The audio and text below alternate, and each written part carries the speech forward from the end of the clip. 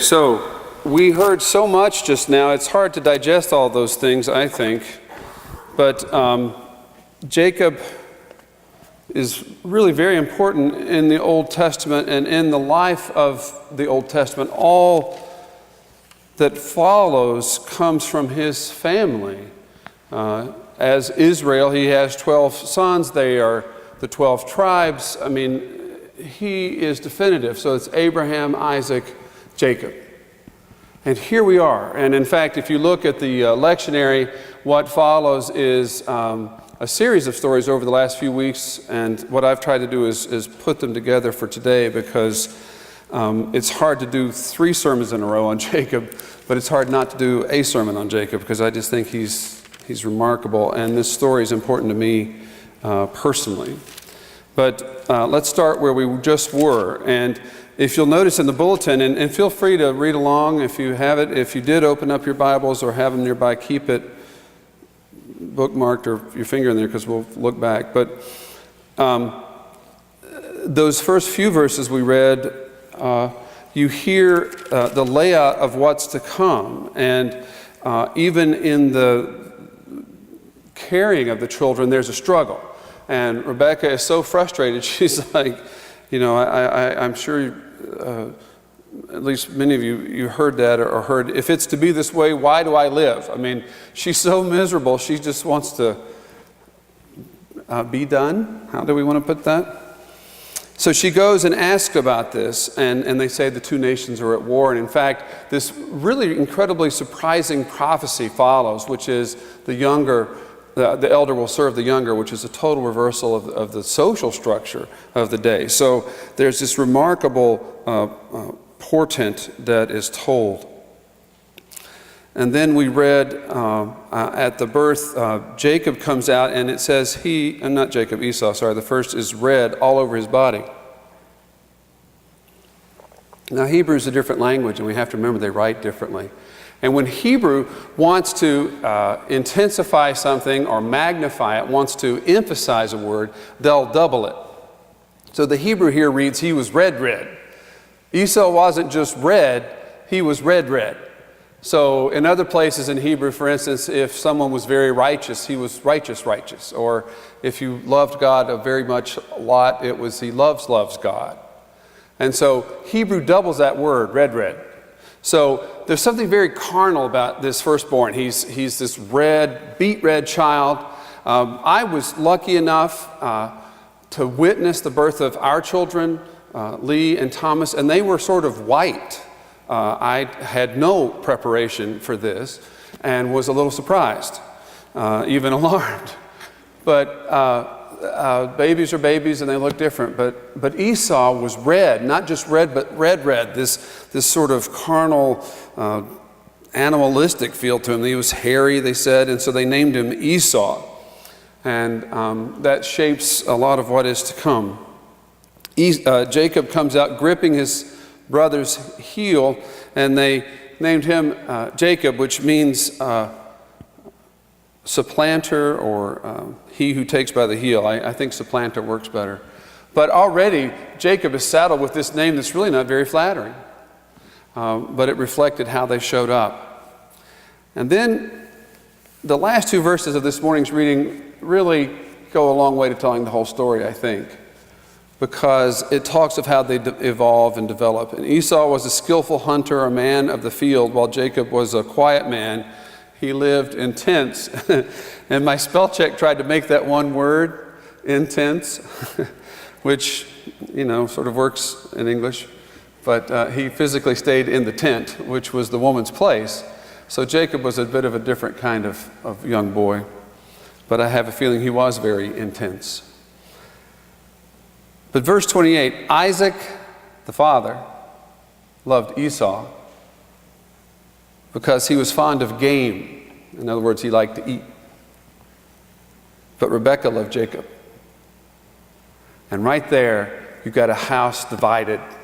A set of twins, or pair of twins, split apart. Parents picking sides. It's one thing that the children divide and become their own person. In fact, that's kind of a neat part of the story, if the parents hadn't sort of taken sides. But the parents followed suit. And so what happens is you have this house divided. What follows immediately in the Bible, verse 29, I'm just going to read. Once, when Jacob was cooking a stew, Esau came in from the field and was famished. Esau said to Jacob, "Let me eat some of that red stuff, for I am famished." Therefore he was called Edom. Jacob said, "First sell me your birthright." Esau said, "I am about to die. Of what use is a birthright to me?" And Jacob said, "Swear to me first." So he swore to him and sold his birthright to Jacob. Then Jacob gave Esau bread and lentil stew, and he ate and drank, and rose and went away. Thus Esau despised his birthright. So that's a fascinating tale. And children are given to speaking in extremes. I'm gonna die. I'm so tired I could die. I'm so hungry I could die. Any children you know talk like that on occasion? Did you talk like that on occasion as a child? I'm so embarrassed I could die. But Esau comes in and feels he's famished. And of course, what does he want? Did you notice there in the Bible? Let me eat some of what? That red stuff. Man, they just are going to keep beating this drum with Esau, that red stuff.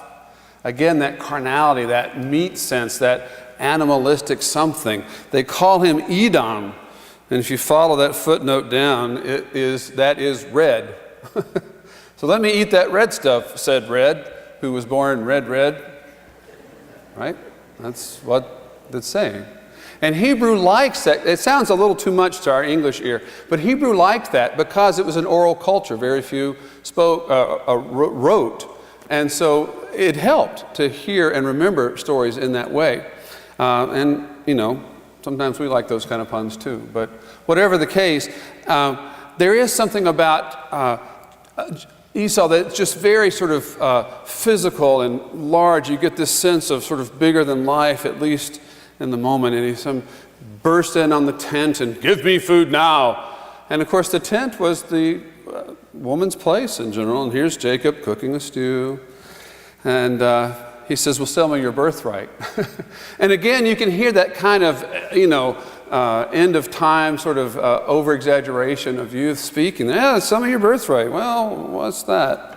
And what is that? I had to remember that in this case, the birthright would have been about his inheritance. And so Jacob is asking Esau, demanding, Now, part of the story is how hard would it have been for Esau to get up and go to another tent and get some food? How hard would it have been for Esau to go to the cabinet and get a loaf of bread and a jar of Jif and make his own sandwich?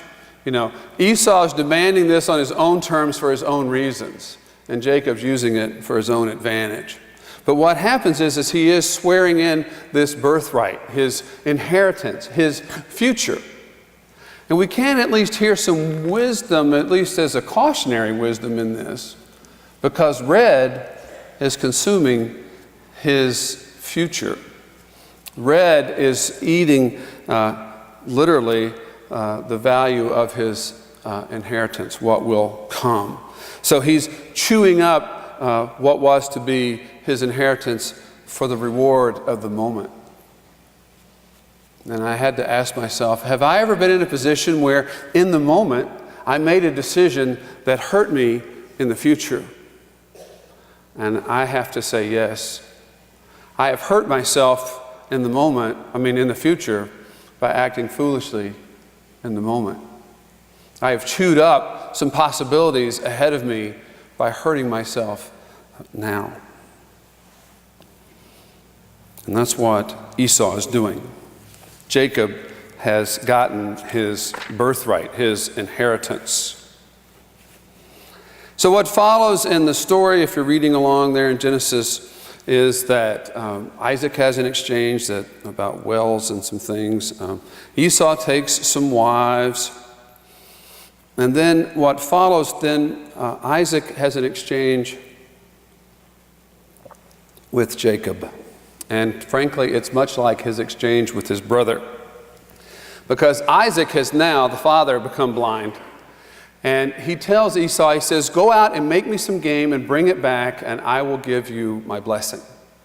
And I've always wondered what the difference between birthright and blessing was, but birthright is about inheritance, and blessing is about sort of the final word. So Esau is not doing well, and his sort of end of time, I'm sorry, I'm getting my names mixed up, Isaac. Meanwhile, a house divided, full of secrets and whispers. Rebekah, the mother, hears this and rushes to tell Jacob. So they cook up a scheme that while Esau's out doing his father's bidding, Jacob and his mother are going to sneak around and try to trick the father. So what follows then in chapter 27, verse 18, is Rebekah and Jacob have made a stew, probably red. It doesn't say that here, but. And Esau remembers hairy, and so they take animal skins, basically, put it on his hands, back of his neck, and he's wearing Esau's clothes, so he will sort of smell like his brother to his father. And he goes in, and his father says, who is this? And he says, it's me. And he smells the clothing that smell like the outdoors.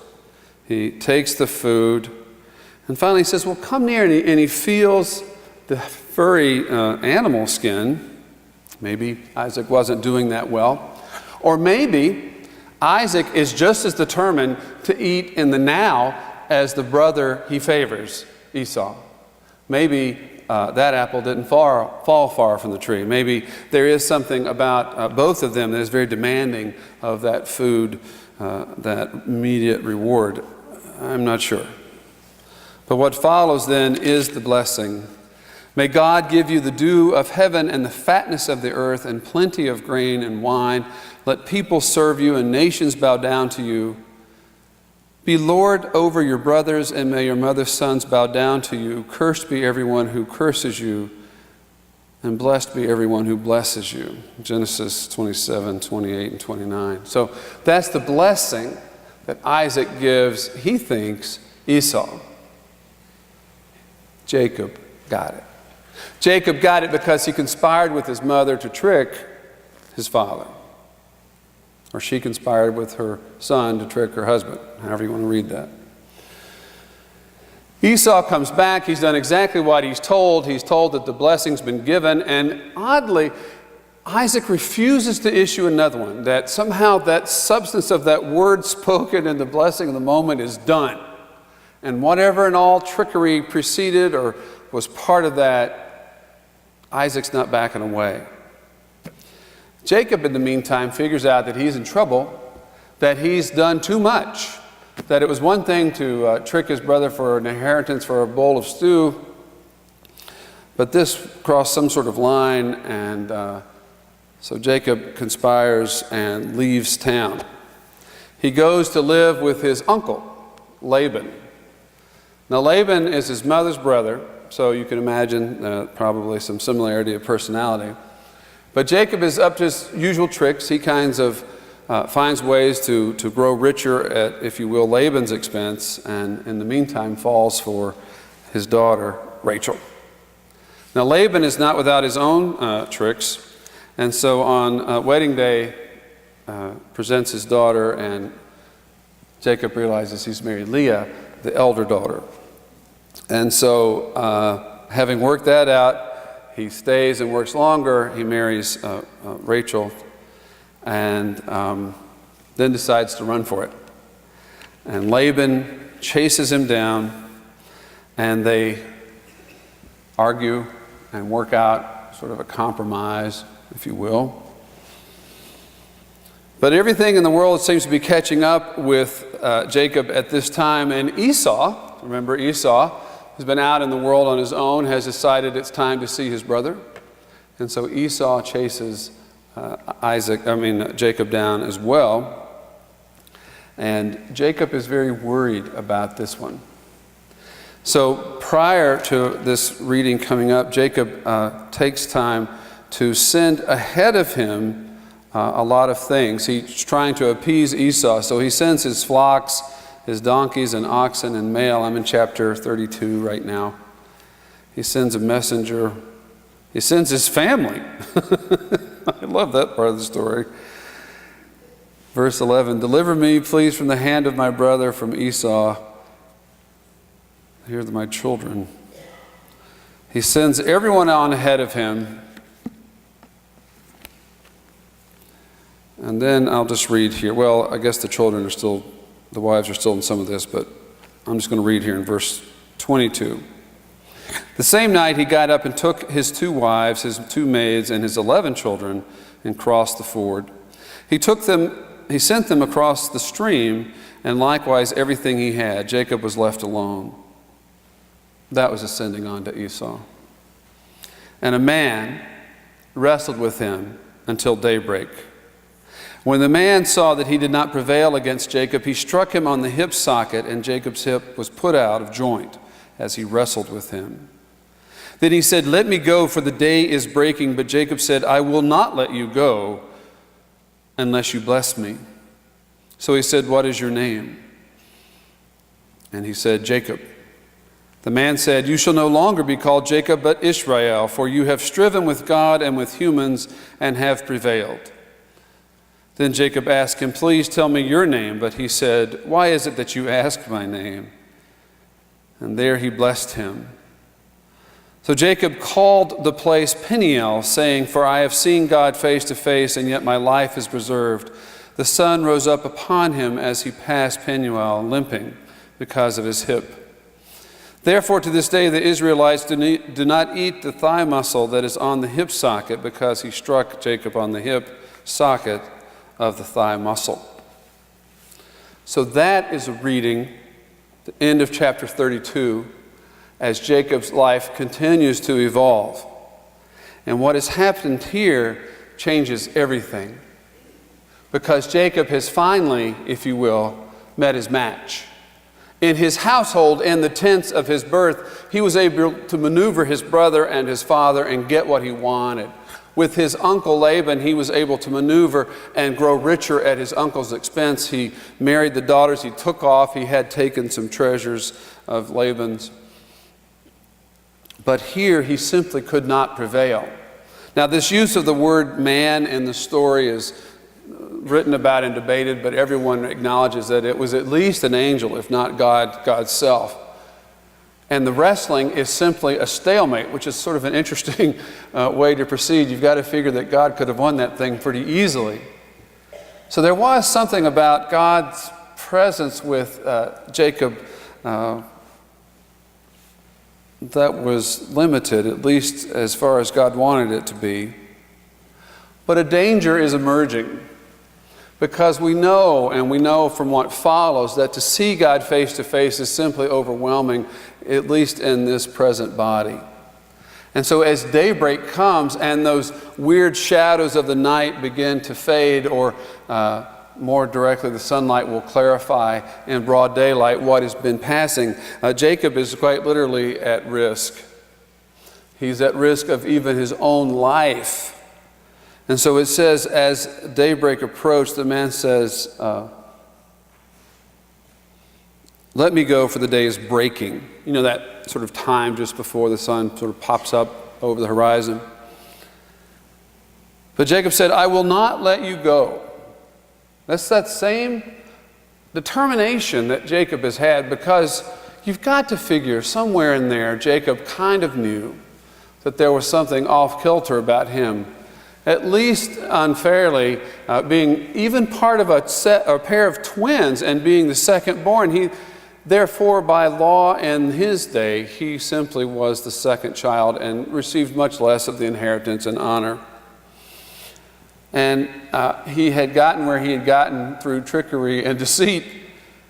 But there is some kind of determination in Jacob that makes him somehow appealing to me. I don't know how you receive him. I don't know how you hear this story. But for me, I'm always sort of drawn to that tenacity.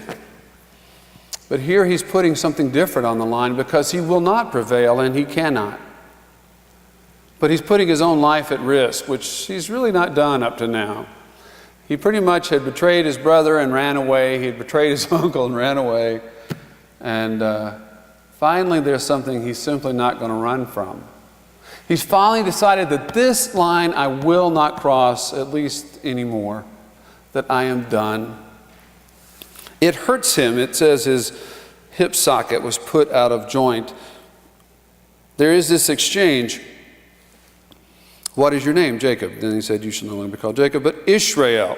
Now we have to listen carefully to that name because it means wrestles with God. And anytime you hear that L on the end or the beginning of a word in Hebrew, or Hebrew source word, that's about God. Because the word, or the part of the word El, began a lot of different ideas of God, Elohim and El Shaddai, and other words in the Bible referencing God start with El. So anytime you hear that phrase, or that part of the word El, it's God. So wrestles with God, Israel. And this has substance for him. There he blessed him. So Jacob called the place Peniel, again, face of God. The word penim in Hebrew is face. So there's a bit of a play on words there, pen. To see you, I have come face to face, pen to pen, at Peniel, face of God. But he moves on. So I've thought a lot about this person, this wrestler, this one willing to wrestle even unto death. Because he's been wrestling and scheming all along, but nothing like this.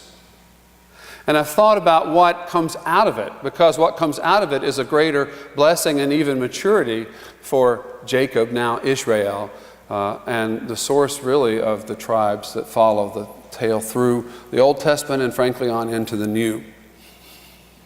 So here he is, this pivotal character who wrestles. And I keep asking myself, what can we learn from that? And I think sometimes in Christianity, or at least the way I experience Christianity today, we are scared of questioning sometimes, and we want to stand on something certain. On Christ the solid rock I stand. Amen. But therefore, questions can be unnerving to us, perhaps, sometimes.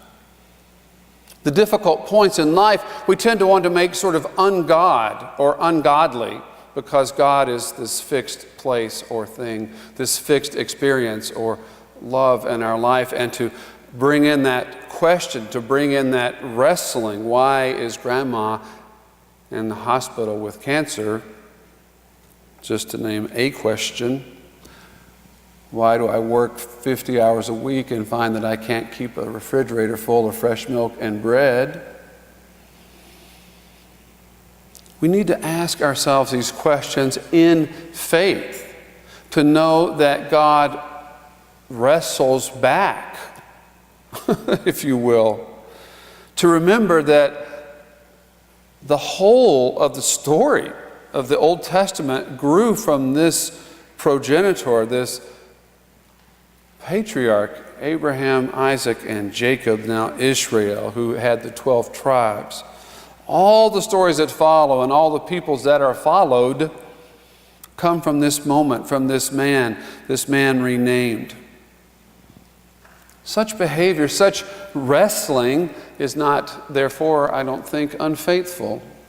I don't think such wrangling with the difficult issues puts us outside of a relationship with God. It may put us closer to God, maybe even in uncomfortable ways. I don't mean to suggest that we should become some sort of tricky schemers and whispers about the house. No, I think part of the sadness of the tale was that it was a house split from the beginning. That as brothers differentiated the way they need to, the parents made the mistake of following. There was a lack of maturity at the head of that household that led to so many problems. That's not the answer. But it's also not the answer to simply take what comes and think, well, that's that. I love God. Praise Jesus. Or whatever. I think it's okay for us to read Scripture and wonder how this happened or why, or to read our own lives or the lives of our friends and neighbors and say, why is this going on? What does this mean? Why is this now? I will tell you on a more, Let's think about the rest of the story first. What follows is Jacob, now limping, Jacob, now Israel, gets up and follows. He does, I love that story. He sends all of his animals, all of his herds, and he was a wealthy man, ahead to his brother Esau, hoping Esau would just steal all this stuff and not be mad at him anymore. And if that's not enough, he sends his family on, literally so that Esau could hurt them and not hurt Jacob. Jacob was a piece of work. But finally, he meets Esau. Frankly, Esau is over whatever anger he had, and we had there in chapter 33. What do you mean by all this company I met? Esau says, verse 8. I'm sorry. I just love this story. Jacob answered, to find favor with my Lord. I'm trying to buy you off, sir, he said to his twin brother. But Esau said, I have enough, my brother. Keep what you have. And Jacob said, no, please. If I find favor with you, then accept my present from my hand. For truly, to see your face is like seeing the face of God, something which he knows pretty well, since you have received me with such favor. Seeing your face is like seeing the face of God. Seeing your panim is like seeing the panim of God at Peniel, which, by the way, I just did.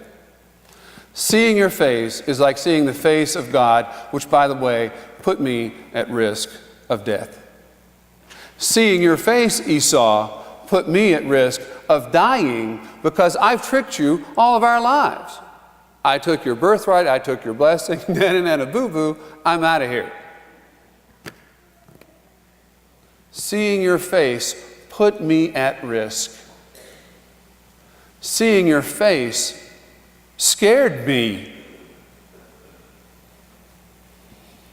But he is different today. Israel, the wrestler. He's been blessed by God. He's been changed by that exchange. It doesn't change who he is or what he did. It puts it in a different place because he will seek to do differently or better. He's not quite over it. If you read the rest of the story, they have this wonderful sort of reuniting.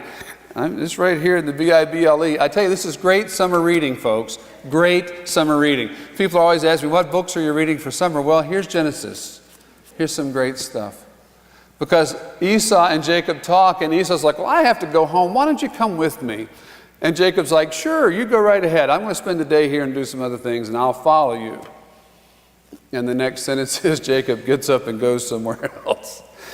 Oh, man. But he's a better man we hope and understand him to be. He's a better man we experience him. The wrestling changed him as it changes us.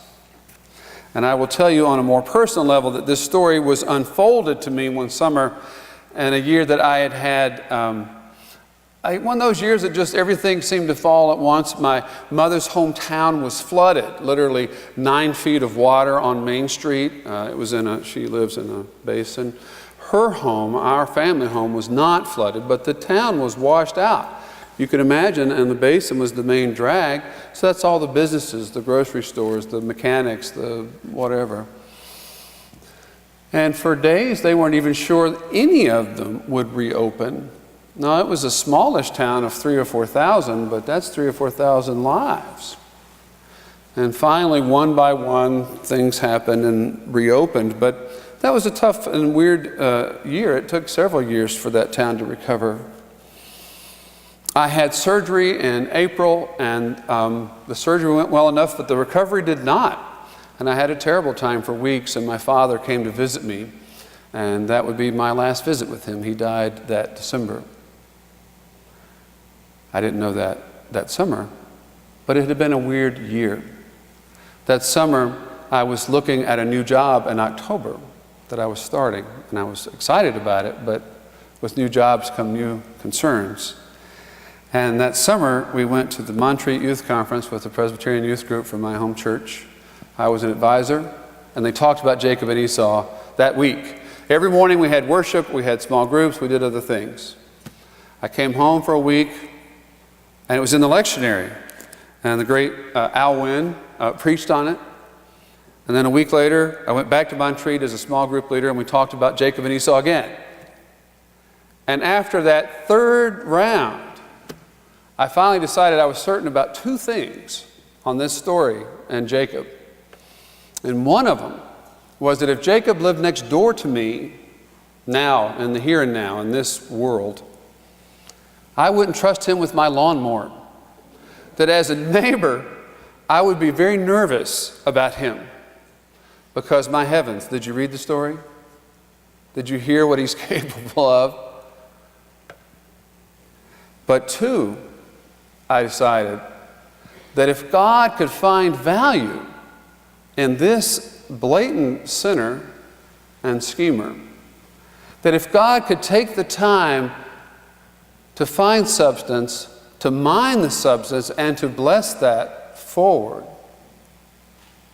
that if God was interested in this person, that God might have a use for me. And it was after that day that I set my sights to go to seminary and found myself here this morning. So, this story is very close to me, very personal to me. And I just want to close by saying that, remember, please, however you are gifted, whatever your skill and call, and we use that call too often about ministry and not enough about everything else. But believe me, everything else is about call. If you're a teacher, if you're a mechanic, if you're a full-time stay-at-home mom or dad, if you're a street sweeper or a professor or whatever else and all in between, God has put you there because you have separate skills and abilities and talent and temperament and life experiences that put you there. Whatever it is, God hopes for you and for me a better day. God was not proud of Jacob either in those sad moments. Whatever we did, God offers us a chance for change. Sometimes the road is rocky, full of pitfalls and problems. We can wonder, why me, or why at this point? But these wrestling questions do not put us away from God, but pull us closer. We may be more faithful when we wrestle with God, when we Israel. And remember that. And in that, may God's peace be with you always, even in the wrestling. Amen.